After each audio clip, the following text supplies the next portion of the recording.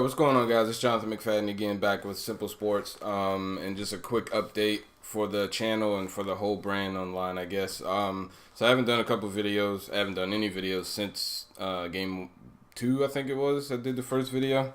I had to buy a new microphone. My microphone wasn't working for the computer for one reason or another, but just so you know.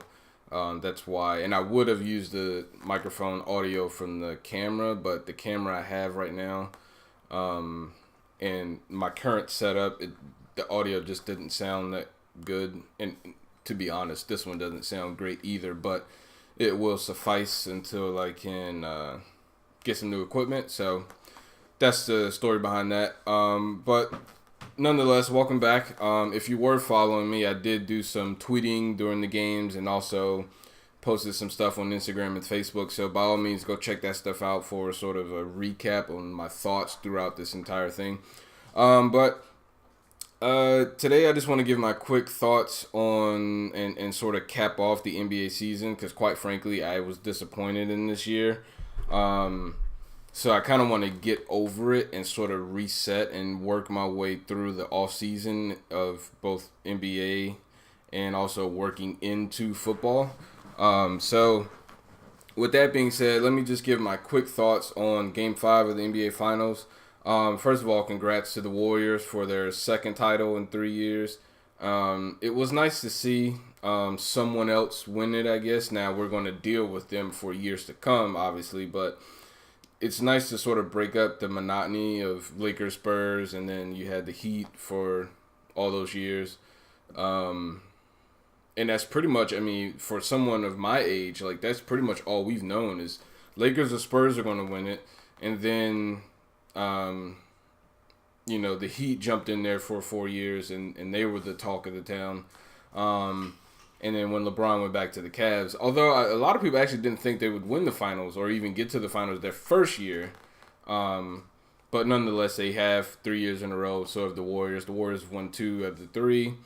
There's people that will make excuses on both sides. The first go-around, they didn't have Kyrie and Love. Second go-around, Draymond got suspended and Bogut was hurt, so they got no rim protector. This year, they added KD.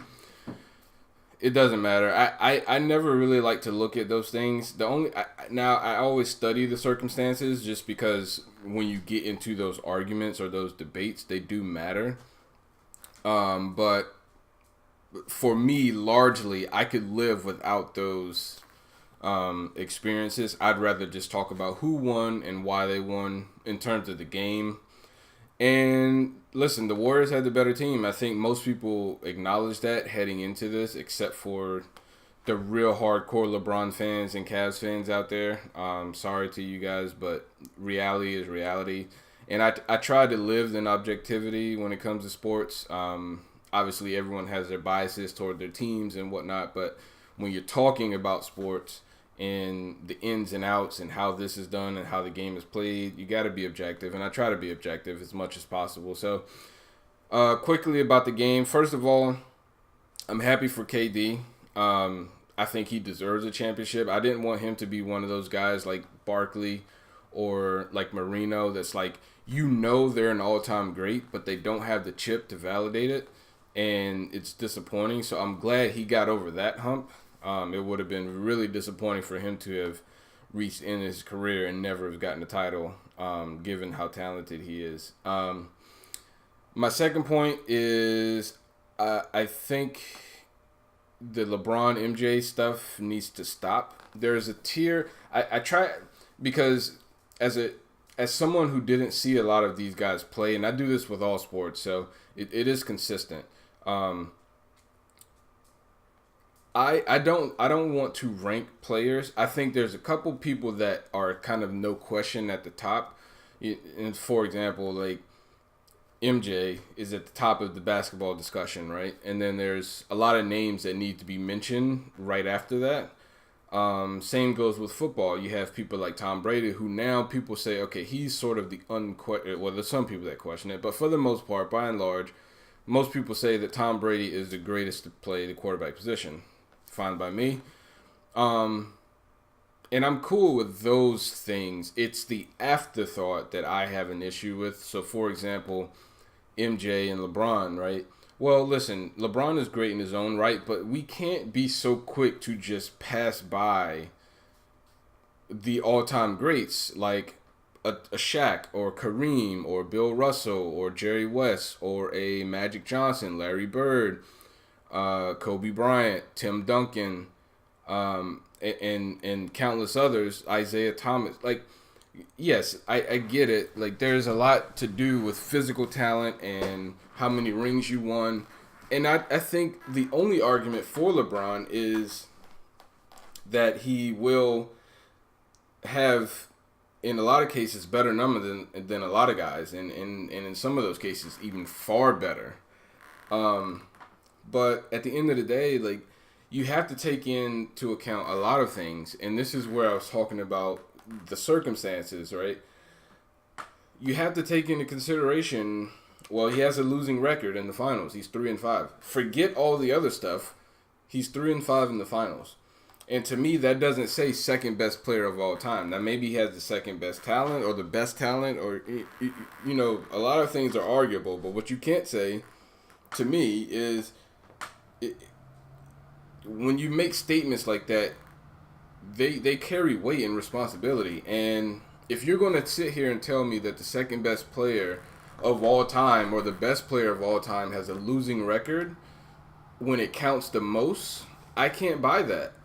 That's just me. There's some people that do, and I don't fault them at all for it, but I'm perfectly fine with opinions and people projecting and giving their opinions, but don't tell one or the other that they're wrong, because there are some glaring facts about LeBron James that, quite frankly, a lot of others didn't have. Say what you want about Kobe Bryant, but at the end of the day, he's 5-2 in the finals.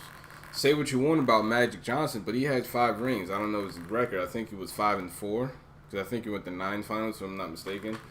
So it you know, and the list goes on. There's things you could say both positively and negatively about a lot of these guys in every different aspect of the game, and LeBron is up there. And so my point being is I like to put people in tiers, not necessarily rank them, because there's other things. There's, well, LeBron plays a different position. He plays in a completely different era where small ball is the way to go, and he's a guy who can play small ball but in a big body, and that helps him.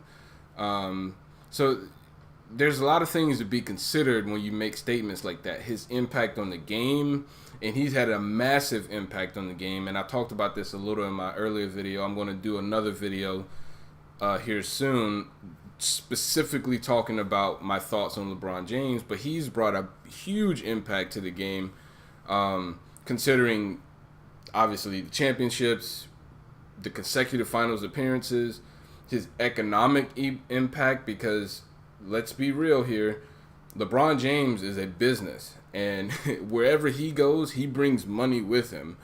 And for him to leave Cleveland and go to Miami, and all of a sudden condo sales skyrocket, and then he leaves Miami and they go back down again. Now, again, that's relative, but the point being, it still is a thing. So I think there's just a lot of factors that go into decisions like that, and I think it's a little irresponsible to just elevate him over a lot of these guys when in reality there's a lot of things that they did that he has not done. So I'm going to give another video soon, probably next week, specifically talking about LeBron James after I sit down and kind of process what I want to go through. But I'm happy for KD. Again, like I said, the MJ LeBron stuff has to stop. If you want to include him in that tier with a lot of other guys, like that second tier, which, like, okay, we know LeBron is MJ is miles above everyone else, but there's a lot of people in that second tier, Kobe, MJ, Larry Bird, Oscar Robertson, Bill Russell, Kareem. Like, you can't just skip over all of those guys and just put LeBron there just because you want to. And I get it, it's great for talking and debate and discussion, but reality is you can't just overlook them as if, you know, they aren't really valuable to the game, because they are, and there's a reason that they were put there in the first place. I don't think there's anything wrong with saying, MJ was great, and now LeBron has entered that room. He doesn't take over the room, but he's in the room. You know what I mean? It's like a club. Like, LeBron's not the owner. He gets VIP access along with the other guys. You know what I mean? So I think it's okay to separate that discussion and to simply say, you know what, LeBron is great in his own right. He's great for this time. I'm sure he would be a great player in that era, et cetera, et cetera. But let's not just be so quick to skip over these guys. Let's just put him in the conversation and say he's one of the greatest of all time. Now, if you want to have a specific conversation and say, is he on the Mount Rushmore of basketball? Is he a Hall of Famer? Which obviously I would imagine most people would say yes, I included, or myself included. If you want to have those discussions, I think that's something that you can do openly and freely without really discounting other people. But when you start talking about ranking people, you can't just skip over a lot of these things like a lot of people want to do. He may be the most talented basketball player we ever know, and that's fine, but you can't discredit those that came before him and did it just as well in some aspects of the game, if not better. He doesn't have as many rings as Kobe. He doesn't have as many rings as Magic Johnson. So there are things about LeBron and things about these other guys that don't match up, and you can't just leave them out to put LeBron in because you feel like it. There's things that need to be discussed, in my opinion. So I guess my overall point is just pump the brakes on the LeBron and MJ thing. Another thing I want to talk about that's been pretty heavy is that LeBron may be leaving Cleveland in 2018, and it's just been thrown out there, as I'm sure it will always be, considering he's one of, if not the best player on the planet. Some people will say KD. That's neither here nor there. Point being, he is one of those players. Whether you want to say he's 1, 2, or 3, it doesn't matter. He's one of those players. And the fact that his contract is ending next year, there's rumors of Paul George potentially going to LA. So there's a lot of things outside of Cleveland that people need to pay attention to. I'm not saying he's leaving Cleveland. Now, if you were to ask me what my personal thoughts are, I would say I think he's going to leave Cleveland at some point. LeBron is a smart player. He's a smart guy in general, and I think he knows that there is a life after basketball, and he needs to set himself up, as if he already hasn't, but he needs to set himself up even further to succeed after basketball. And he has a lot of things that happen in LA. There's no reason to not believe he's going to go to LA. I don't think it's that far-fetched of an idea. Some people seem to think so, and that's fine. I don't think it's an issue. I just think if you are not considering that as a real possibility, you're doing yourself a disservice and being irresponsible and not considering all the information that's out there and all the potential that's out there.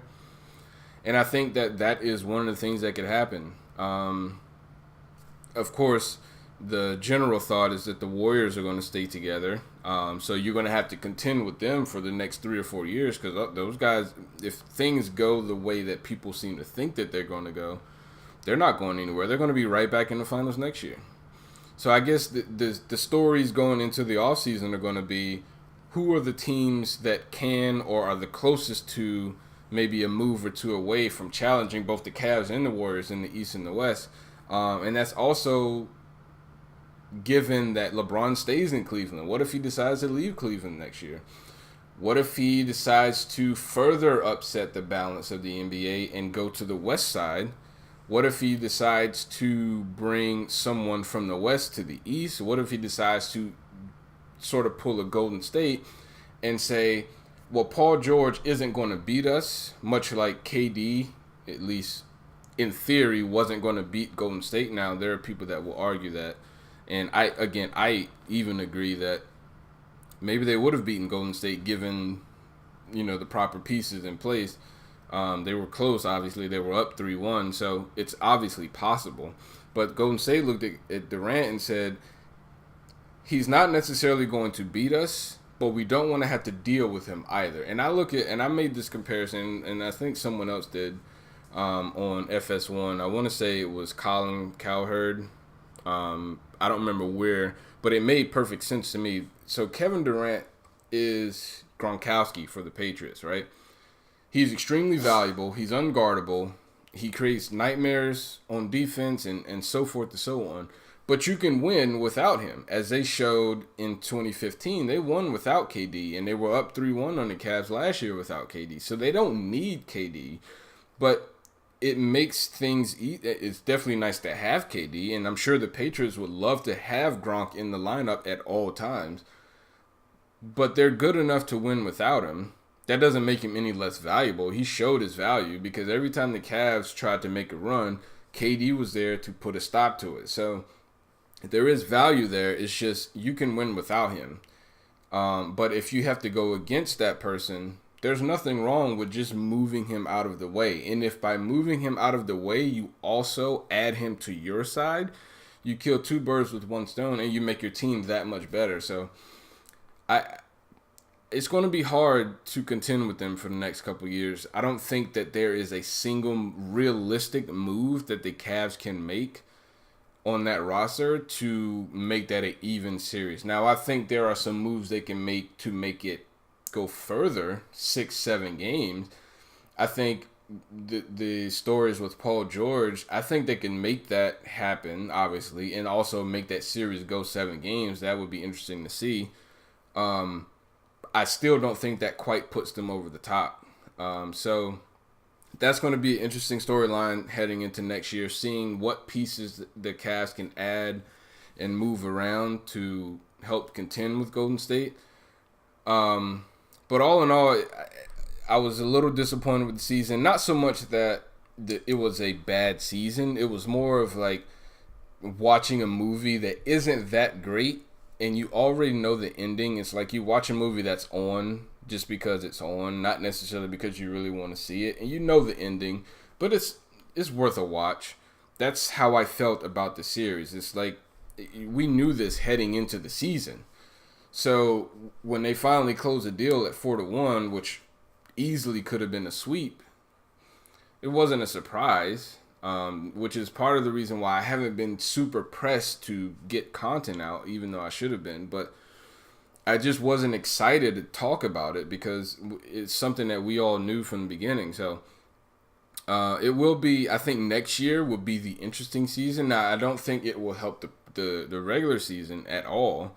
But I think next year's playoffs and finals are going to be a lot more interesting. Now, depending on how things shake up, I guess we'll see who goes where and who does what. But I think right now, as presently constructed, and let's assume the Cavs make moves, I think you're going to see the same two teams in the finals next year. And by and large, I think you're going to get the same result. Cavs or the Warriors win. So that's really my thoughts on the entire thing.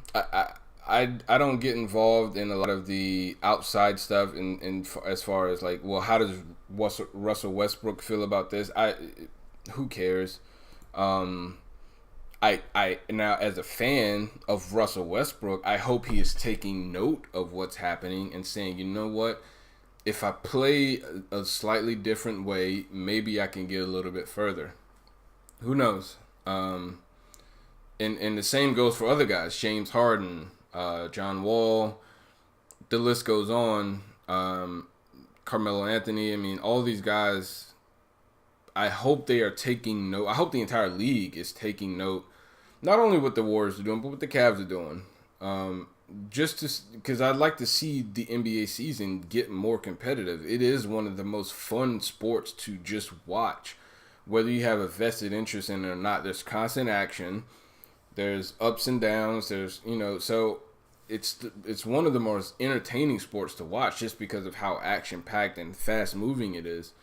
So I do hope the rest of the league can at least start to catch up and make next year a little more interesting so we don't have this whole scenario again. But, again, by and large, I was pretty mad about the season. The finals, I don't want to say disappointed about anything because it's what I expected. I guess just a little let down hoping that maybe I would be wrong about something and that things would really shake up a little bit, but they didn't really happen that way, so it is what it is. I'm going to do a couple more videos, basketball related. Again, I want to talk about maybe some teams that could make some noise next year to try to disrupt things. The whole LeBron thing I was talking about earlier, I want to do an entire video talking about LeBron James and his legacy and things like that. Talking about KD, what the Warriors need to do to repeat next year. But that'll probably be my last video on basketball, or last two videos, because the LeBron thing I'm going to do as a separate video. And then I'm going to get straight into football. I have a lot of stuff on football, both college and NFL, that I want to talk about. I've already been making notes and writing articles and doing research on about 8 to 12 different topics that I want to cover right out of the gate. So I'm pretty excited about the future for the channel and for the whole thing in general. I'm working on the website currently. I initially wanted to do a sort of blog where I write about these things, but I figured between this and social media, I'm able to relay the points a little bit more efficiently and quickly and without having to bore people with reading. So I think the website is going to be more news related and also drive people to the social media. So that's sort of what I'm working on right now. But yeah, I will. We're going to hit a dead point here fairly quickly. I'd say within the next week or two, after people kind of get all their NBA discussions out.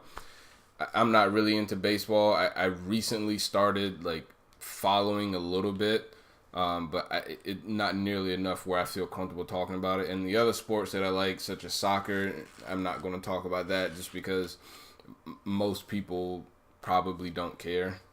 So if you want any of that kind of information, I'd suggest follow me on Twitter and Instagram. If there's something that pops up that I feel is worthy of sharing, I will obviously share it there. But I probably won't do many videos unless it's like a big tournament or big game or something like that. So that's it for this video. Like I said, I'll see you guys later this week. I will do, I guess, a final recap of the NBA, and then I'll talk about LeBron James, and then after that, we're going straight into football season. So you guys take care.